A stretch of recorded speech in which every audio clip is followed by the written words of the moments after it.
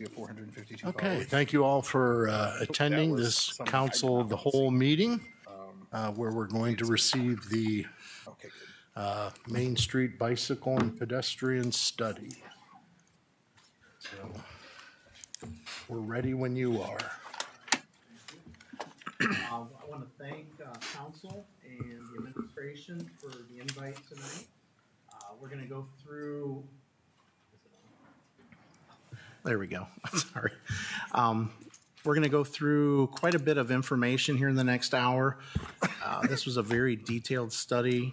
Really started in earnest around January with a survey that was put out to the community. And then we had a charrette and got into some due diligence and all the analysis of the study. So with that, I will mention too, I'm with Pat Etchie, the Manikin Smith Group, and we also had Alta Planning. One of our sister firms was part of this. They're landscape architects, and they flew in from the state of Oregon to help us out with a lot of the concepts and thought process. They're very big into the pedestrian and bike out west, so we had that expertise to draw on. With that, our steering committee, many thanks to the steering committee. It was a very diverse group with the backgrounds. We had Mick Murray with Public Works, Lori Treader, the Mensum Administrator, Brad Holman, City Engineer, Heather Saylor, the Planning Director, Amanda Gamby, Communications, Katie Thompson, Executive Director of the Bowling Green Economic Development, Chris Waterfield, ODOT District 2, Jason Cisco. He started out with the Wood County Engineer's Office, and then he took a job with the Lucas County Engineer's Office, but he's a resident, so he did maintain on the board, and myself. A little bit of background. This is the bicycle facilities and destinations map that were produced back in 2022, and one of the recommendations on this map was to identify Main Street from Newton to Napoleon as a shared road corridor study, which this is what this study, I believe, came out of. Council authorized the study. Survey was conducted in January and data collection started. And now we're to the point where we're doing findings to present to you all tonight with what we came up with. Key project task. It's a 2.5 mile corridor north to south, and it bisects the city. We did traffic counts, survey of the community. There was a design charrette that was actually held in the meeting room right behind us here. So we got to watch the corridor and walk the corridor. Pedestrian and bicycle crashes on the corridor was reviewed. Conceptual improvements were developed. Summary of the impacts of those potential improvements.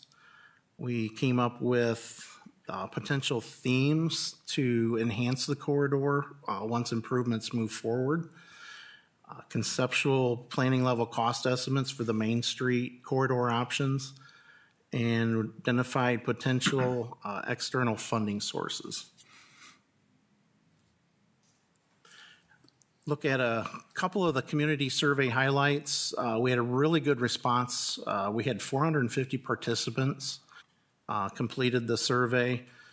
51% of those frequently visit or drive the Main Street corridor, and 29% live near the Main Street corridor. So it was a good representation of people that know the corridor that took the survey. Age groups, 28% were the over 60, and then we had a good representation, ages 31 through 60, about 17 to 19%, and then 18-year-old we had 1%.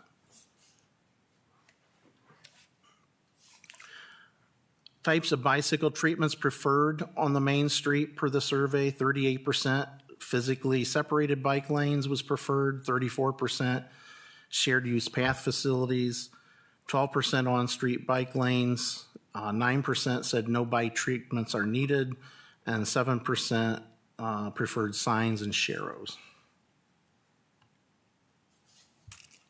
We asked the top 5 words for the future vision of the Main Street corridor.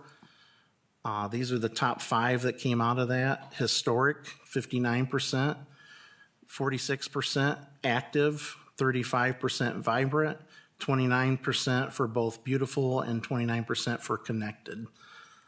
So a good representation there, what people saw for the future vision of the corridor. Top 5 features desired to include along Main Street.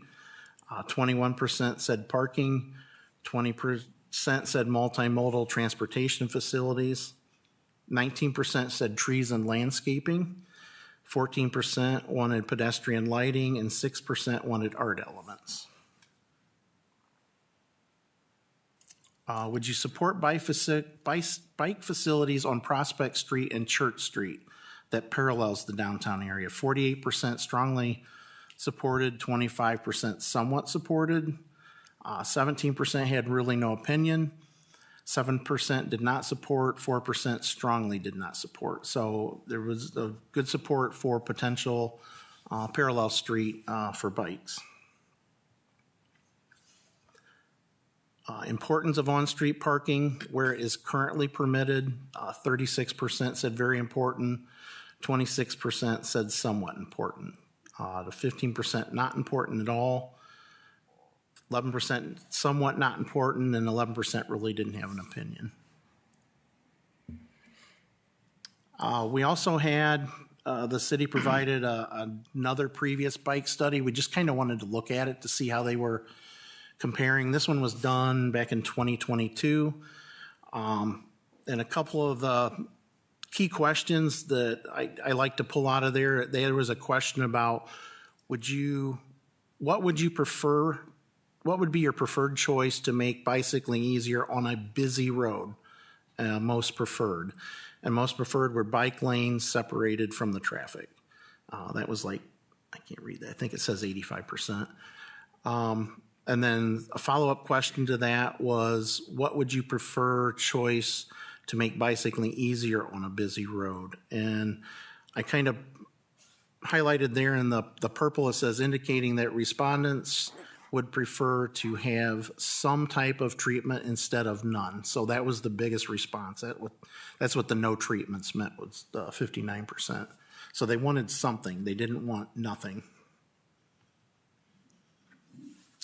Once we got the survey results coming in, we held a 2-day charrette right here in City Hall. And again, I mentioned it was landscape architects and transportation engineers collaborating. And it was old school. We had papers laid out, tracing papers on aerials, and we're just looking at all the potentials for the corridor here in BG. We gained an in-depth understanding of the corridor. I'm familiar with it. I just live north of here in Haskins, but the people from Oregon wanted to come and get a hands-on what was going on in the corridor, so that's why we had the 2-day charrette. We had meetings with city staff, informal and drop-in, informal, just to get input on the corridor as well of what we were coming up with. Concept development, we had team corridor, we walked the corridor, understanding the corridor configurations, discussion of opportunities that might be there, traffic analysis to determine what our proposed improvements might impact, bike and pedestrian infrastructure options, and then integration of the improvements and the impacts. Were all discussed at the charrette. This is just some pictures of us working and some of the hand. I don't see how these landscape architects can draw stuff like that, but my stick figures pale in comparison. But it was amazing the stuff they came up with. And all these will be in the report in the appendix once we get that finalized, just so you can see what all they came up with. Pedestrian and bicycle crash history. We wanted to look at the corridor. We looked at a 10-year window from 2015 to 2024, the 10 most complete years available. And it was interesting to see there were actually 44 crashes just on Main Street alone, none of the side streets. 93% of those involved an injury or a fatality. And there was one fatality, and I think this is the one down by KeyBank that happened down here. and then 7 serious injury crashes on that corridor, which averages out to about 4.4 pedestrian bike crashes per year on the corridor in that 2.5-mile segment. The highest year was 2023. There was 12. And then I don't know if this is COVID related because people weren't driving, but there was 1 crash in 2020. So just kind of interesting information there. And of the mix, 25 of the crashes were bicycle related, 19 were pedestrian related. Now I'm going to get into, I kind of have the background, the survey, and the crashes that are occurring out there. I'm going to walk through the improvements from north to south. The study actually started at Newton, but we didn't really see anything from Parkview Drive northward to Newton. It has sidewalks, and there's also a proposed shared use path going in as part of the Safe Streets for All from Newton to Poe.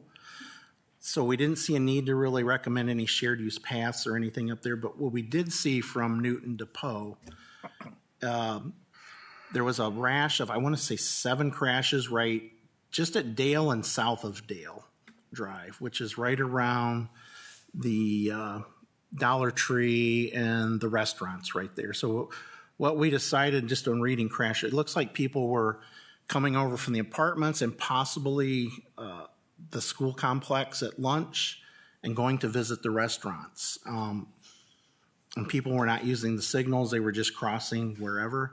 So we are proposing a pedestrian hybrid beacon south of Dale there to help with alleviate that crossing issue. And that'll be about halfway distance between the 2 signals that are there. So we did have that. No lane reductions on this section from Poe northward to Newton. And excuse me. Just the pedestrian hybrid beacon there.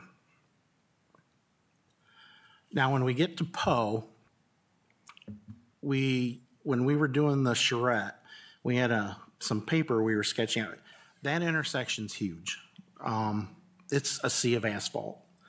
So what we did during the charrette is we looked at some options, because south of there we're proposing, instead of 4 lanes, and we'll get to that here in a minute, we're going down to, we're proposing 1 lane in each direction with either a center turn lane or a median. And then we also looked at a roundabout at Poe and Main, and we found actually a single lane roundabout with the exception of there would be a right turn southbound around, that's Rallies there, and just kind of curve around towards the high school and the fairgrounds. That type of roundabout actually, if you look on those schematics there, that actually reduces delay with going to single lanes through the roundabout. And these are during the peak hours of the day.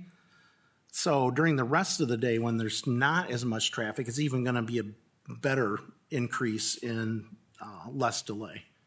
So the single lane roundabout really functions here, and a lot of it fits within the existing right-of-way just because it's such a large intersection. Now, we did also look at a traditional intersection, since we'd be reducing lanes on the northbound approach coming up on Main Street. That did add 3.3 seconds of delay in the morning peak and 1 second of delay in the PM peak just by going to 1 lane north and south. So it doesn't really add that much delay to this intersection. One other thing I found interesting at the Poe and Main Street, if you do that figure there on the left is the existing crossing distances pedestrians have to travel now in one swath. So you go from anywhere from 77 feet to 101 feet to cross that intersection. The roundabout, you'll be crossing 1 lane at a time. So at the most, you're going to have 15, maybe 20 feet to cross at one time, and then you have a refuge island if you can't make the whole distance. So, and the other thing with the roundabout is you'd be looking at 1 lane of traffic as you're crossing instead of everybody making turns through an intersection. So that's just one option to consider moving forward. That could be a separate project on itself if the council and city just decides to go that route. Now, aside from Poe, heading south, the section from Poe down to Ridge and Clay intersection, this is currently a 4-lane section of roadway. It has 3 options we looked at. Option A is a center turn lane with on-street bike lanes, and we would do mill and fill and restripe it. So you're not really doing anything to the curbs or anything of that nature, so it's not going to be as costly. It's just a lot of restriping and designating some signage as well you'd have on there with adding the on-street bike lanes. Option B would be a raised median and on-street bike lanes. So you'd construct a raised median, and there would be a couple locations determined on there to allow for left turns, just so it's not a huge swath through there to go without being able to get to the other side of the road. So there would be a couple breaks in that 11-foot wide median. And it would. And the third option is a center turn lane and a shared use path, probably on the west side, and then a little wider sidewalk on the east side. Now, this option, you would be getting into relocating and tearing out curb and gutter and putting new curb and gutter, because you're really changing the makeup of the road by adding a shared use path. And there could be some right-of-way strip takes in that as well. You would not know till you get an actual survey of the corridor to know exactly what it would be. So there's some questions on what exactly that would be, but that would be a next level to get some survey done in utilities and right-of-way to determine what that cost would actually be. And then there would be, if you can see here, the 3 yellow triangles are proposed pedestrian hybrid beacons. That's like the one down in front of BGSU, where you push the button and the signal comes on and lets people cross safely. So we're trying to discourage jaywalking by making pedestrian crossings more accessible through the corridor instead of having to go clear up to Poe or clear down to Wooster to get a signal to cross. So just making it a little safer. These are the 3 typical sections of those options I went through just to give you a perspective of what it would look like.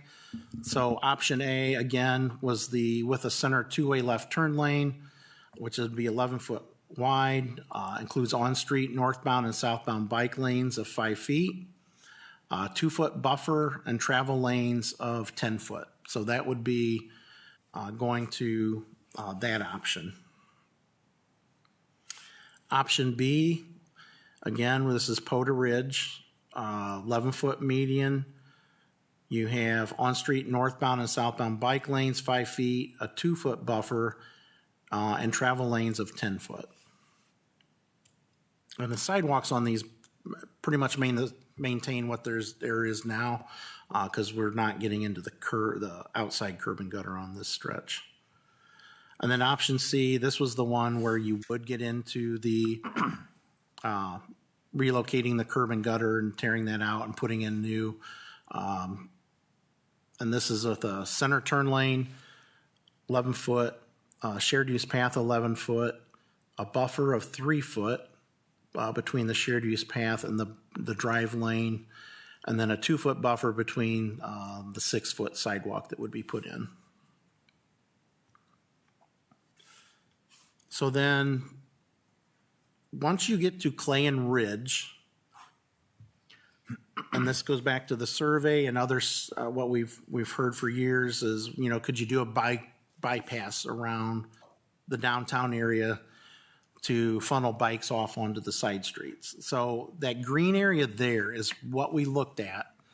And it's a mix of options, and at the end of the presentation, I have a lot of the typicals I can go through just to walk you through this. But so the main options on the corridor is going to be, do you keep bike lanes on the corridor all the way through, including Main Street through the downtown? Or when you get to Clayon Ridge and to Washington on the south side of the downtown, do you peel bikes off and go around the downtown? So those are basically the two main options that we're looking at. So on the bike bypass, again, it's an alternative to bike lanes on Main Street, and it would route these bikes onto parallel side streets, mainly Church and Prospect, and then the little connectors between them. There's various options that include one-way streets and a mix of one-way and two-way streets. And improvements would be primarily restriping after pavement is milled and resurfaced, just to make it clear what all the pavement markings are. Wooster Street and Main Street, assessment of delays. So if you don't do the bike bypass and you're going to keep the bike lanes on Main Street, you can fit them in through downtown without impacting much parking at all. The key to doing that is right now you have a left, a through, and a right at this intersection coming southbound. And as well as northbound. So what this is doing is eliminating the right turn exclusive lane to gain the distance you need for the on-street bike lanes. We are keeping the left turn lanes, and what we found is those right turns, they're not, the main movement is through, and there are some decent left turn movements, especially southbound. But what we found is by doing this, you're only adding 0.9 seconds of delay in the AM and 1.4 seconds of delay in the PM. So it's not a huge impact to delays. And if you think about it, right outside this window here, when you're heading southbound, you're cramming into one lane now to go south. And you've got a few people that turn right down there. And you got a bigger movement that turns left. So the only thing you're really losing is that right turn movement. Right now, it's already, it's functioning as one lane south and a left turn. I mean, and right turns out of a through movement aren't as big as a left turn because they're not waiting on traffic, they're just turning. So that's why you don't see a huge delay. So the left turns relane and the right turns will be eliminated. Room for the on-street bike lanes. Can you help me please understand what Yep. 1.4 seconds mean? I mean, I know how long 1.4 seconds is, but is that 1.4 seconds per car or per time you go through the intersection? It's per, I think ODOT was here. It's basically your time sitting at that signal during the peak hour. Okay, so if it's 2 minutes. So if it's like a Average, minute and a it'd half be- now, it's going to be almost 1 second more. Oh, So it's not a huge, I was looking here, I've got actually the time use. It is like at Poe and, or at Maine and Wooster, overall, you're going from right now with the signal that's there and the lanes, they're saying that the capacity analysis says there's 29.5 seconds of delay in the morning that you're sitting there waiting for the signal turn.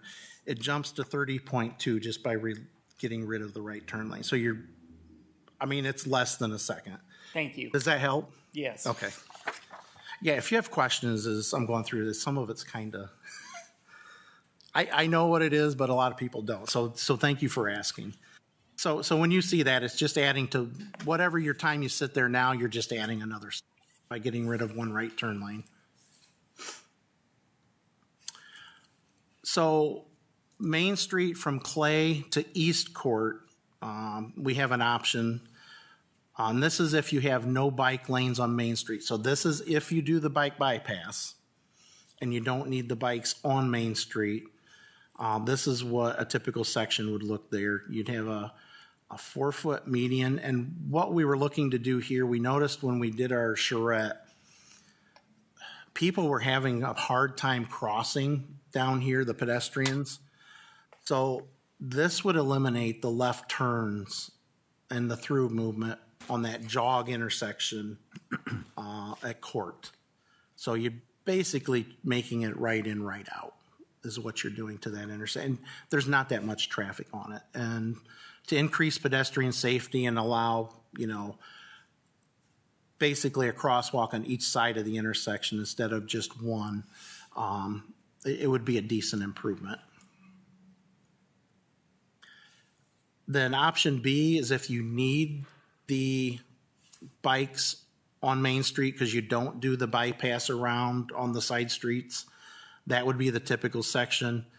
You have your parking lane, you'd have on-street bike lane, 2.5 foot buffer, 10-foot lanes, and a 4-foot some type of median treatment. But I will mention you do lose a little bit of parking on the east side, but there's a lot of drives through there already, so it's kind of hit and miss the parking on the east side. But you could tighten that up and get rid of the buffers and the median and do the on-street bike lanes and keep all the parking. You just wouldn't have the buffers. It would just be bike lane, traffic next to it, and so you could keep the parking as well. So that is an option to that one.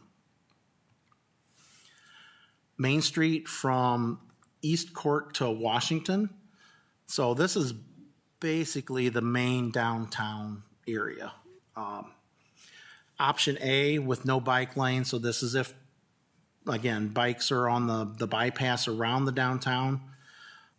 This is an option we looked at that by getting rid of the right turn lanes, this would really add about 6 foot of sidewalk on each side of the roadway to make it a more pedestrian-friendly area. That was one of the options that was looked at. So that is there for that. And then if you don't do the bike bypass and you put the bike lanes through the downtown area,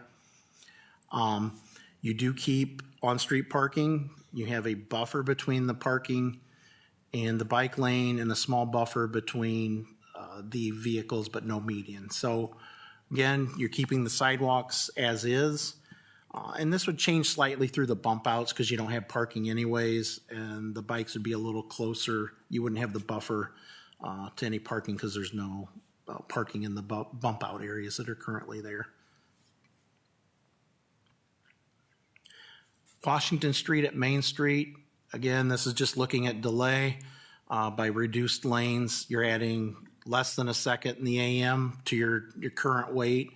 And in the PM, you're adding about 1.2 seconds of delay in the PM at the Washington Street signal.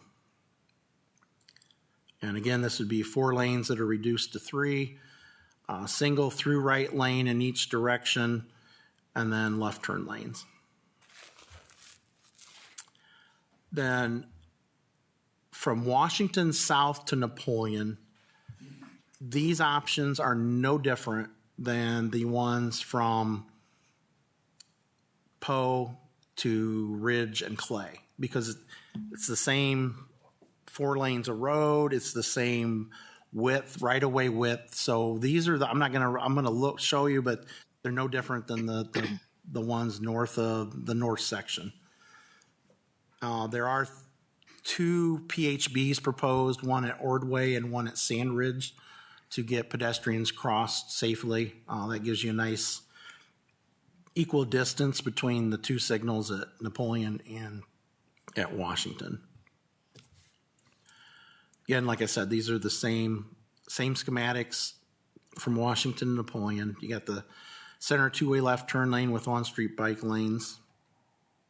You have the raised median with on-street bike lanes. And then you have a shared use path that would be on the left side, the west side of the road through here. And then at Napoleon Road and Main Street, since we would be reducing lanes on the north side of the intersection and heading into the intersection, there is a half a second delay in the morning added to your wait that you currently do, and just under 1 second on your PM peak hour. So not a big impact on delays there as well. And then once you get to this intersection, since bike lanes are on each side of the road, you would cross everybody to the west side of the road at this intersection to take advantage of the new shared use path that was just put in this year that goes down towards Walmart. So that's what you would do there. They would all funnel over to the west side to use the shared use path in place.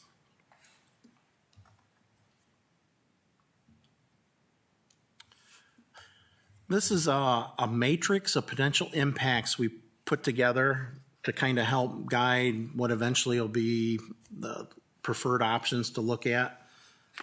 And what we did, we have all those options we just looked at. And you can see there, all of them have reduced through lanes. You have parking reductions. Most of them, some areas there's no parking existing. That's what the white is. The green, there's no change. And then the yellow I mentioned was that one option from Clay and Ridge to East Court, where the east side of the road might have a few parking spaces if you do the buffers. If you don't do the buffers, you don't take any. Catch basin revisions, because those can get costly. You can see really the only two options are both option Cs on the north section where we're putting in a shared use path, and then the south section from Washington to Napoleon where the shared use path would go in. Same with curb revisions. The biggest impacts are those two options with the proposed shared use paths. And then the medians, there will be a little bit of work with the medians. Wider sidewalks or pedestrian areas, there's really no change on many of these. Green is improved. Increased delays, like I said, most of the delays through the whole corridor were 1 to 3 seconds. So it was not a huge impact on delays by going to fewer lanes. The other thing is that I mentioned on the where you're putting in the option for the two-way left turn lanes, that really helps on your crashes for rear ends. You're getting left turning vehicles out of the through movements, so that really helps with the capacity as well when you get your left turning vehicles out of through movements. Buffer safety enhancement, less than 3 foot on several of the options. And some of the other options have a better benefit with 3 foot or more. Reduction in turning conflicts. So you can see there the raised median and the is the one that really has the best impact of reduced. You also have no reductions with the center two-way left turn lane. And then the project planning cost, I gotta put my glasses on because I can't see those. So option A from Main Street on Poe to Clay, that was just adding the center turn lane and putting on-street bike lanes by reducing the lanes. That's a $2 to $3 million cost estimate, and that is for a we used a 2029 construction year just because it's not like you're going to have something done before then with funding programs that you'd have to chase. So we figured you might get something in 28, but we figured 20 was the best estimate to use because we wanted to get some inflation factors in there. The option B, the raised median, again, that's a little more just because you're adding some median treatments. That's 3 to 4 million. And then option C, where you're ripping out all the curbs, putting in all new curbs, putting in the shared use path and a wider sidewalk. And you may have right-of-way takes on that option. It just depends on what we find out, what a survey would determine. You're talking 15 to 20 million probably for a project that really changes the whole quarter. So it really is cost efficient if you can keep your improvements within the current curb to curb on the corridor and get some some bang for your bucks by, just getting rid of one lane where it's still going to function adequately. And those costs there, again, are the same in the Main Street section from Washington to Napoleon, because you're basically doing the same type of project down there. And again, they're all about the same. There's only like 200-foot difference, I think, between, I think it's 2,800 for the north section and 3,000 feet for the south section. Then the Main Street, Clay to Ridge, East to Court. Again, those are not that expensive. You have the with bike bypass side streets where that's about a $400,000 to $600,000. And then option B, the no bike bypass on the side streets where you would have the on-street bike lanes. That is about why my eyes are, $800,000 to $1 million for that section. And then the Main Street from East Court to Washington Street, the option where you're adding 6 foot of sidewalk because you got your bikes, you don't need them downtown, you're peeling them off and you're going down to reduced lanes. That is about a $3 to $4 million effort because you would be doing some curb work there with the sidewalks and making them wider. And then option B is the no bike bypass, so you'd have on-street bike lanes. That's about a $2 to $3 million cost there.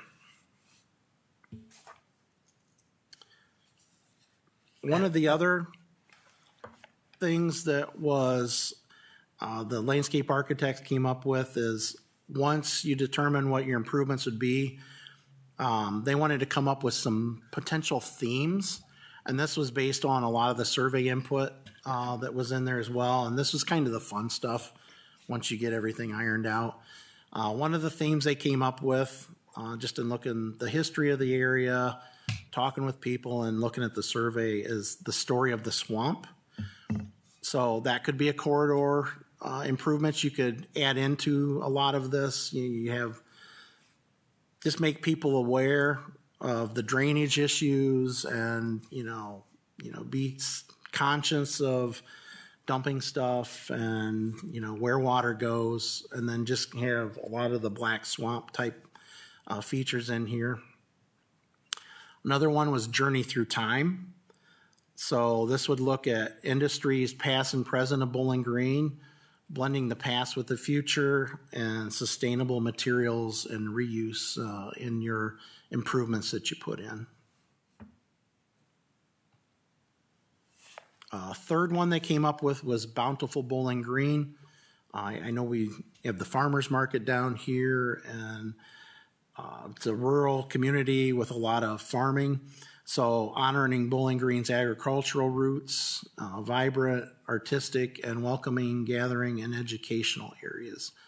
So I know there's already some murals downtown that really make the downtown area look nice, but this would just, since some of these options have wider sidewalks, you'd have a little more leeway if that option is desired, that you could put some of these new features in. And then the last one, this is a town gown community. Another thought was Falcon Pride. And this was a nod to the Bowling Green State University, building a strong Main Street spirit, high energy space, and curiosity and discovery areas that would be like educational. So those were the themes that, are potentially out there that you could really transform this corridor depending on whatever options are desired.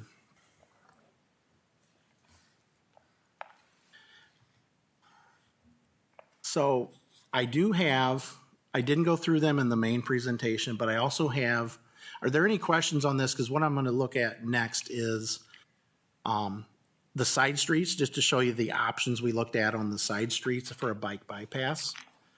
But that was basically focused on Main Street. Is there any questions on that before I get into these slides? I think we're doing pretty good on time. Mr. President, I have a few. Feel free to defer these to after. If you go back to the beginning of the presentation and you didn't put slide numbers on, so I can't reference slides. Was right at the beginning? Yeah, you got to, toward the beginning, you talked about the survey. And you said there were 450 surveys. Yeah, there you go, thank you. How were those surveys disseminated, and who completed them? Those were sent out through the communications department, I believe, here, and I'm trying to think how those were all sent out. Do you want me to? Yeah, if you can. I think I know what Bill's getting at, and Bill, it was not a scientific survey. I figured that, and that's not necessarily bad, but. They put the questions together and we helped promote it to the community, so there's a potential, I would assume that those are 450 individuals, or it could be one individual doing it 10 times, or there was no checks and balances for that. if that's Okay. what you're asking. Okay, so it's just sent out to the community, kind of a convenience, how you can get it out to various organizations, et cetera? Yes. Thanks, Amanda. Thanks, Amanda. If you, on this side also, you have 28% over 60, and then you go 31 to 40. Do you have 41 to 59 at all? Yeah, 51 to 60. Yeah. Okay, I'm sorry. I'm sorry, I put them in order of the I see now. responses. Yeah. I see. Okay, that's cool. And then when you get to talking about the question related to parallel downtown areas,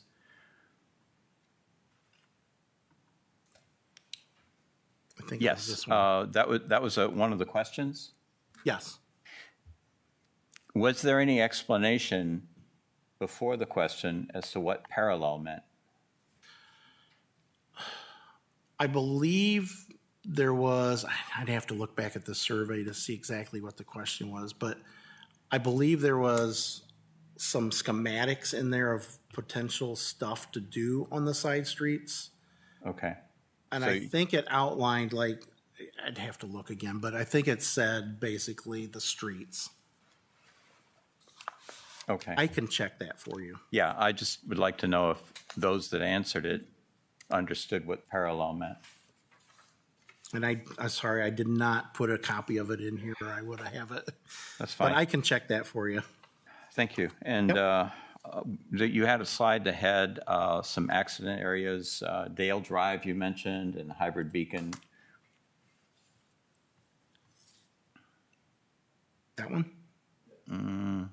I think it might have been right after that. Yeah. Okay. With Dale Drive, you had mentioned that, and you're proposing a pedestrian hybrid beacon south of Dale. I would be interested to know, in terms of the accidents, where the bicycles were. And the reason I'm asking is I know that there's an individual that contacted me, and of course it's just one individual. They were riding on the sidewalk, and Dale Drive is just south of Marcos, and it's not a public street per se. And so what happens is sometimes they don't really adhere to the stop sign. And that, I think, is what happened there. If that's the case, I'm not sure the beacon would help. Okay. And then, was there any consideration on the Poe Main of putting 2-lane instead of 1-lane, or double roundabout instead of single? We did look at a double roundabout option. Your capacity improves, but what our discussion was is a single lane roundabout. If you're still improving the capacity for what's there now and it's operating fine, that's less distance pedestrians have to cross, for one.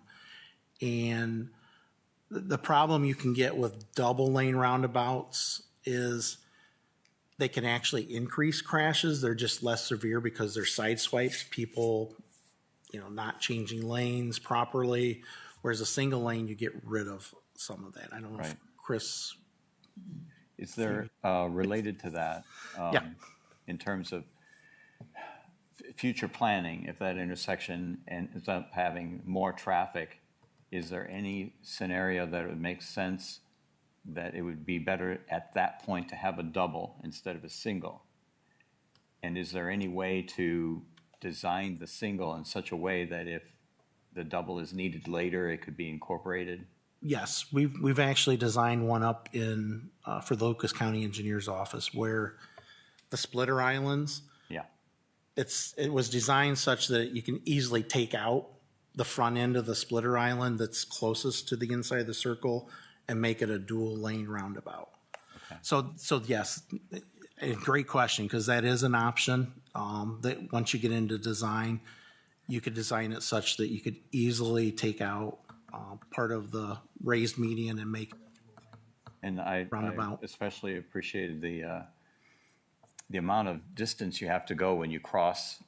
But what I've noticed, and it's not scientific, it's just my observation, it appears that people, when they're going through a roundabout, are really concentrating on the traffic and not really concentrating on pedestrians. And so I'm not sure if it'd be a complete savings because the distance would be shorter.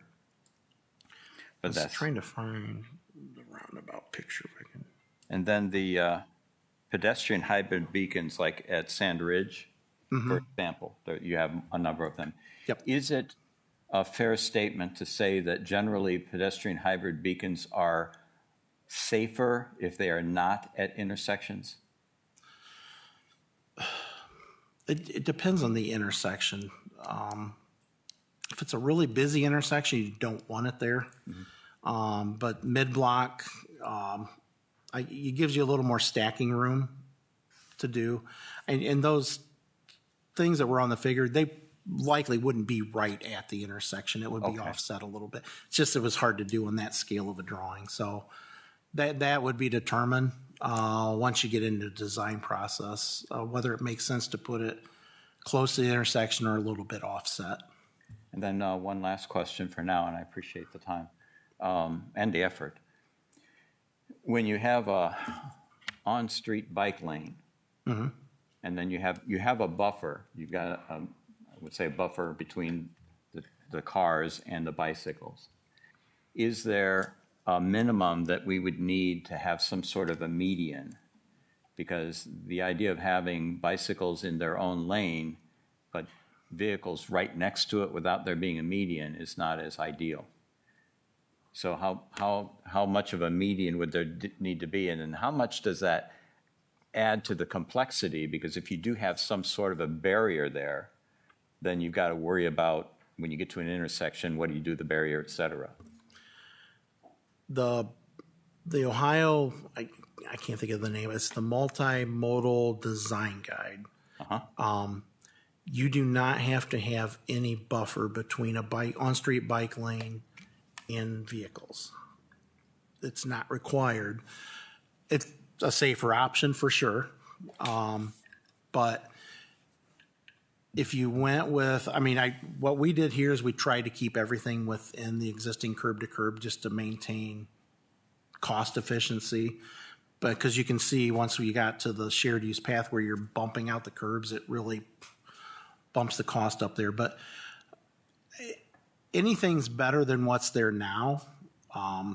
Bikes are legally allowed to travel in the travel lane per state law. Ideally, you'd want a 3-foot buffer because that's the state law for passing a bike. So I don't know if that helps answer your question, but you don't have to have that between the bike and the vehicle travel lane. We tried to get as much as we could on these options. And like I said, there's several options in there of what to do. Does that answer the question? Yes, it does. Okay. The impetus for the question is we had a discussion a few years back about Clay Street and whether to eliminate parking on Clay, and there was some discussion, rather brief discussion at the time, of making that one way. And we had a very, very expert bicyclist basically say, yeah, if you make it one way, that makes it more dangerous for bikes because traffic will go faster. And if you're going to have a dedicated bike lane, there should be a median. And so that's kind of the reasoning why I'm asking those questions. It's funny you should ask that or state that because get down here.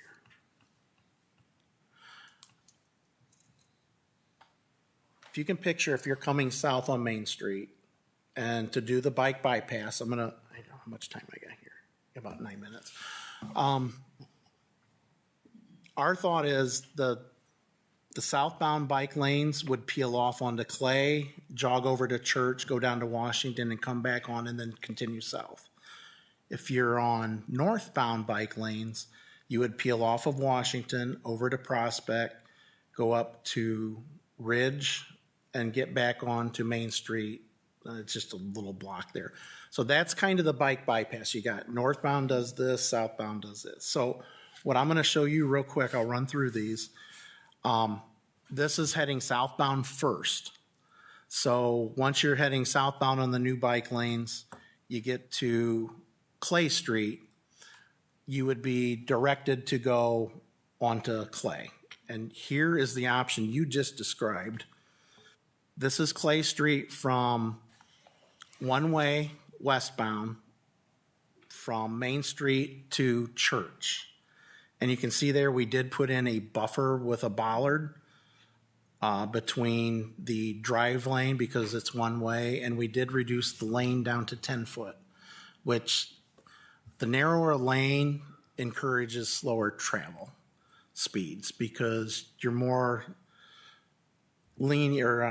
cognizant of stuff that's next to you when you don't have a huge wide lane that you can go fast. So this would be your option that you just mentioned on Clay Street, where we'd actually have a buffer there in between the bike, and this would get rid of parking. And we would only suggest Clay Street one way from Main Street to Church. The other section would remain two lane because you're peeling your bikes off anyways. So you just put up one-way signs so they couldn't go all the way out to Main Street. So that's that. And now once you get to Church, Well, I guess real quick, just to back up there, to Bill's point, what you've actually got there, though, is 19 feet of pavement. So you'd be taking it down from 2 lanes going both directions plus parking. I mean, you've got some stripes on the road, but does that really slow traffic in the same way? With the bollards, I think it would. But there would always also be options here if you wanted to extend the curb out. We were just trying to be cost efficient with this. But, once you get into the nuts and bolts and actually get survey and figure out what exactly is it, if it made more sense to do something like that and, really make it greener and nicer looking, that's an option to look at as well. Did you guys look at population densities on some of these side streets where we're talking about eliminating parking? We looked at if places had drives, and this is really, I want to say this is like maybe one of the few spots where there is parking proposed to be eliminated. The other ones really didn't, everything fits. Yeah. And I think on some we might be adding some parking on with the options that we came up with. So once you get to Church, you would head south. So this would be one option, one-way southbound on Church. So you'd have your on-street bike lane, you'd have your 4-foot buffer, a 10-foot lane, and then you have a small buffer there on the other side as well. Option B would be one-way southbound, again, 10-foot lane. On-street, bike lane a 4-foot, buffer to the bike 2-foot, and then adding 8-foot parking. So you would add parking on this option. Some cases you have the bike lane toward the center of the street. And in this case, you have the bike lane. When you have bike lane and parking, sometimes you have sidewalk, bike lane, parking vehicles, and sometimes you have sidewalk, parking, bike lane. Yep. Is there a rationale either way? It was just what would fit better within the curb, the way we were laying out. I mean, you could flip stuff around if you want. I mean, it's just, that was our thought process when we were going through this, what laid out best with what's out there now. Okay, thank you. Yep. So you mentioned that the steering committee looked at some possible funding options as well, I believe. I think under the more modest proposals on the matrix that you showed, we'd be looking at maybe $10 million for each phase or aspect of this. Did you find a lot of sources of funding, outside funding, that would be available for this type of project? ODOT has several safety projects. You have the abbreviated safety program where a lot of the PHBs and adding sidewalks, I think you can get up to 600,000 per location. They have the systemic safety application where you can get up to $2 million for pedestrian-related improvement. And that covers 90% of all cost. And then if you have enough crashes that qualify, you could go after formal funding for safety improvements, and you can get up to, I think it's now $6 million for projects. That's a higher standard to meet because you're looking at more severe crashes for that. But probably the systemic and abbreviated, and then you also have through TMACOG the Transportation Alternatives Program that looks at bicycle facilities as well. So there are funding sources out there for some of this. Okay. So is there typically a matching component with a lot of those programs, I imagine? Most of the ODOT ones are 90, they pay 90%, you pay 10, which, and a lot of those programs, it covers design through right of way as well for those costs.